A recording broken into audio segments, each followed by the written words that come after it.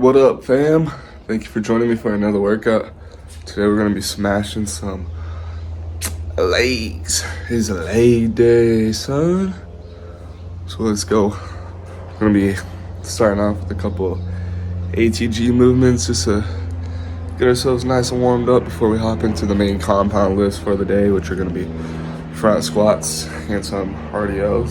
So let's run it.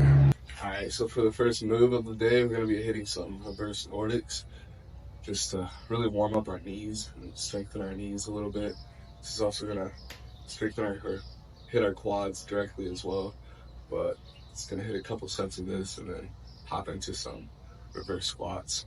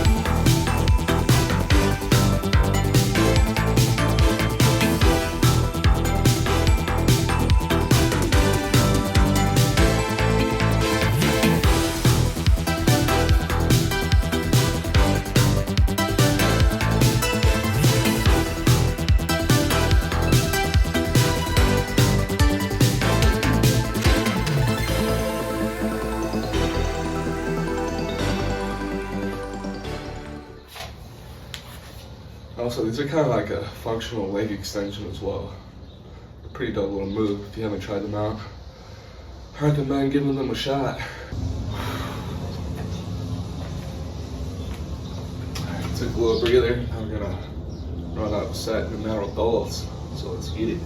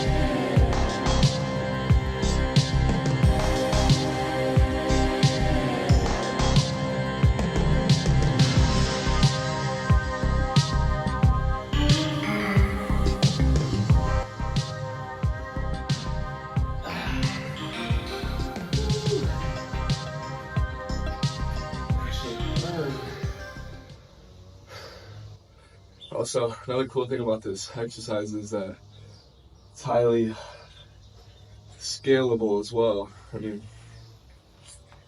if you're not strong enough or flexible enough to go all the way down, you stop yourself right here. Also, you can use as much arm assistance as you need as well. The goal is to eventually be able to go all the way down to the floor, which I'm not strong enough to do yet, so working my way down there without using your hands. So yeah, as you see, I can't do it yet, but we get there. Also, you can do it like this as well. Go down like that. Go as far as you can. Drop your butt. Come back up.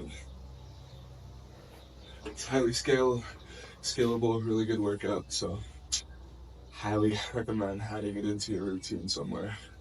But Let's run up those reverse squats now.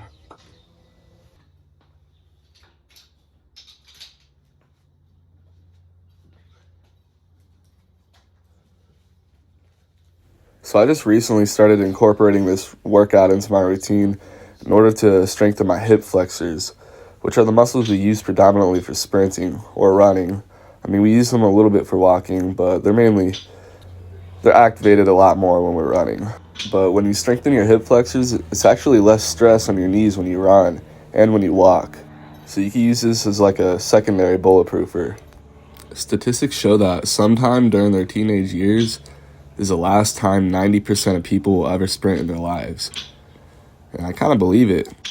And because of that, most people have super weak hip flexors, which are the muscles we use to pick up our legs when we walk and run. I mean, this is something I experienced personally. I was always super active as a child. I mean, I was always running around. I played football growing up. I played all kinds of sports growing up. I used to run track and field. But then I got into weightlifting and bodybuilding, and there's a couple year period where I maybe only sprinted like once or twice. And just recently I started getting back into sprinting. I mean, I've been jogging for a couple years now, but I started sprinting again. And let me tell you what, the days that I do sprint, my freaking legs, my hip flexors specifically, are smoked for like 3 days afterwards. They're so freaking sore. So obviously I have weak hip flexors and I need to strengthen them hoes. So, I mean, this is going to help bulletproof my knees, and it's also going to help me run faster. Having stronger hip flexors, I'm going to be able to lift my legs easier. On top of all that, I feel like developing those hip flexor muscles is also going to lead to some extra leg aesthetics as well. I mean, having some shredded upper quads and hip flexors is going to look freaking dope.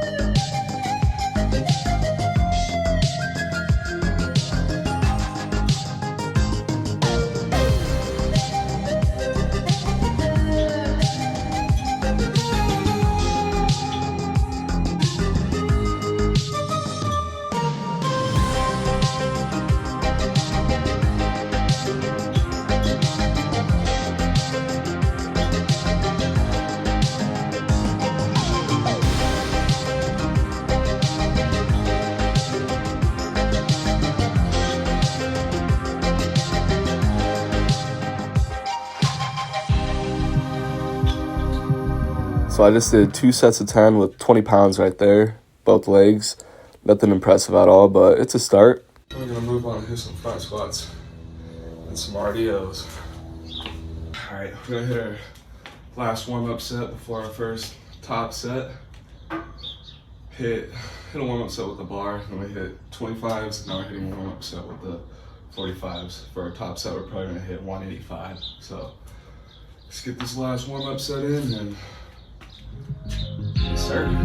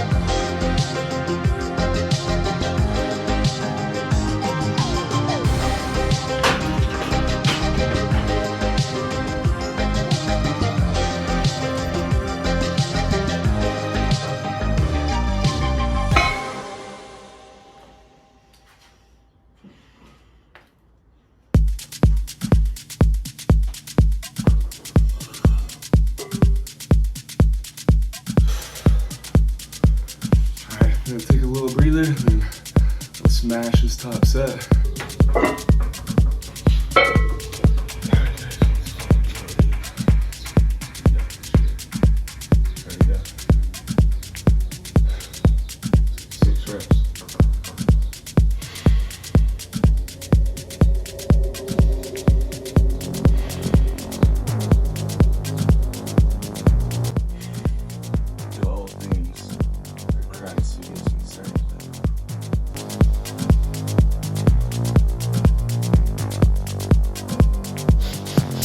The reason you see me take those 3 quick breaths like that is because it automatically activates your sympathetic nervous system, which is your fight or flight mode.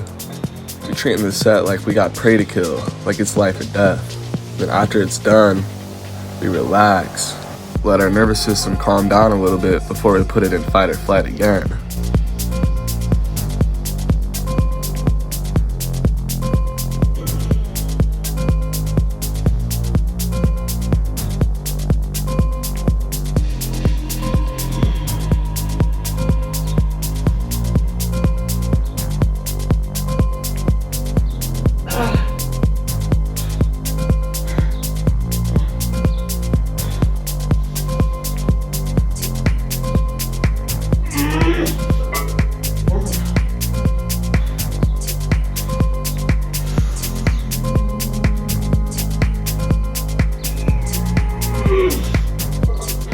This is the first time I've done heavy squats since I've been sick, so it's been well over a month. So I'm quite happy with that set, actually. Yes, sir. Got it. Oh. Gonna run up our back off set now. Hit 145. So let's go.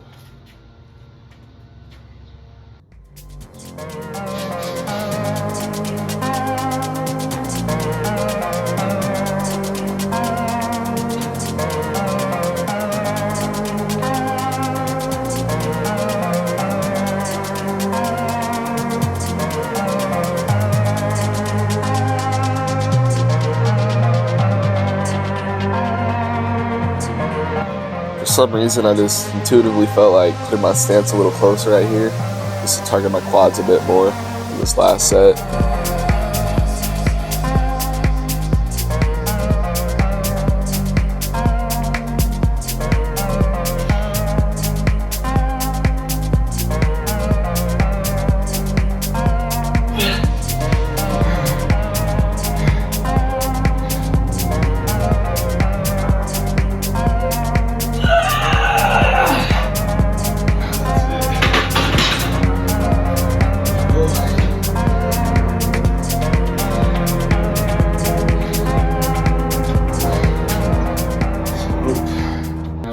Some RDLs, hit a little warm-up set with the bar. This will be our last warm-up set right here.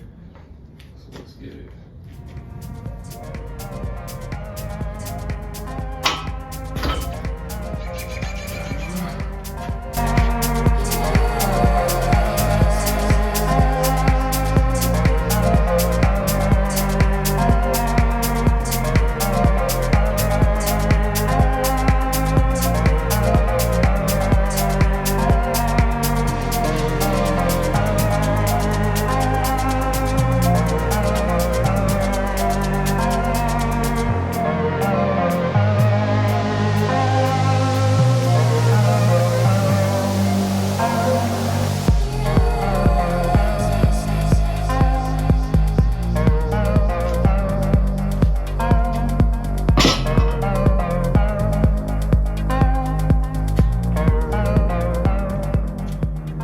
Alright, now we're hopping into our first working set of RDLs here, hitting 225.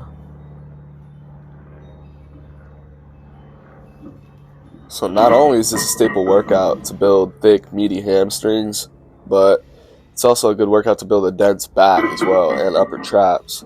As you can see, my back contracting the whole entire time from an isometric hold, especially at the bottom of the rep.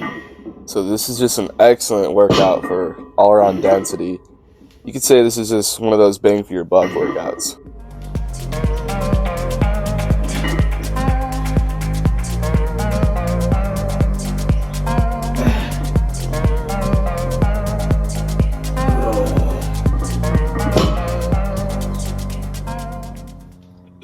our last heaviest set of RDLs right here. 275. Toss around a little heavy weight with good form though. It's the key to getting stronger. So let's get it.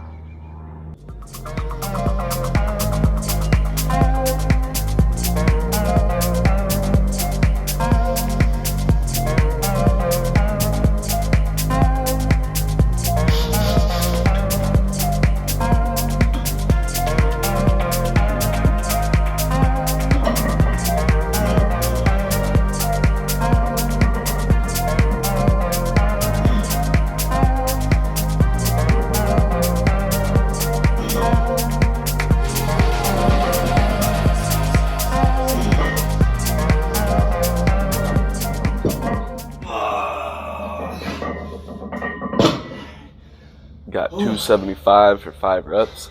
This is actually a pretty solid set for me. I'll take it. Alright, for the last workout of the day, we're going to be hitting some calf raises. Superset with some tib raises. But for the first set, we're going to do body weight, just to kind of get our calves warmed up. But we're still going to take this set to failure. Just want to get our calves nice and warmed up before we hit our weighted sets. So let's run into it. So while doing calf raises like this, the tempo I found that works best for me is a 3-second lowering, then a 2-second pause at the bottom, emphasizing that deep stretch, and explode up, and pause at the top for another 2 seconds. Getting that slow lowering and emphasizing that deep stretch helps a lot with calf hypertrophy.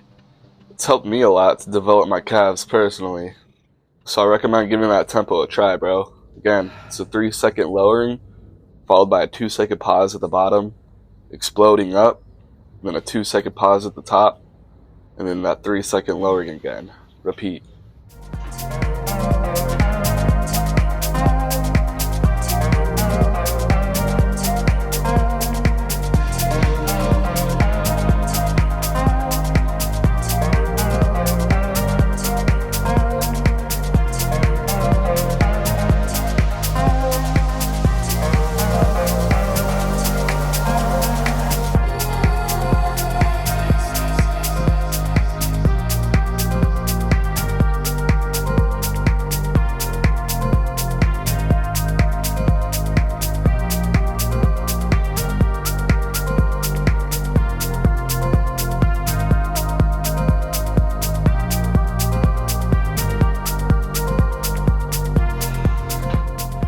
I absolutely butchered this angle for the tib raises, so let me just fast forward through it. But the reason I like doing this exercise right here is because our tibialis muscles wrap directly into our knees. Most people have underdeveloped tibs, which can lead to knee injuries because this is a muscle directly responsible for helping us slow down whenever we're running or whenever we jump. So strengthening the tibs will give you a little extra line of defense for your knees. Alright bro, so we're about to run up our last set of the workout. I'm going to do some calf raises with the 25. We're going to hit a drop set. We're going to hit that tib raise superset. But I butched the last set's angle, so I'll get that better for you so you can see it. But let's run it up.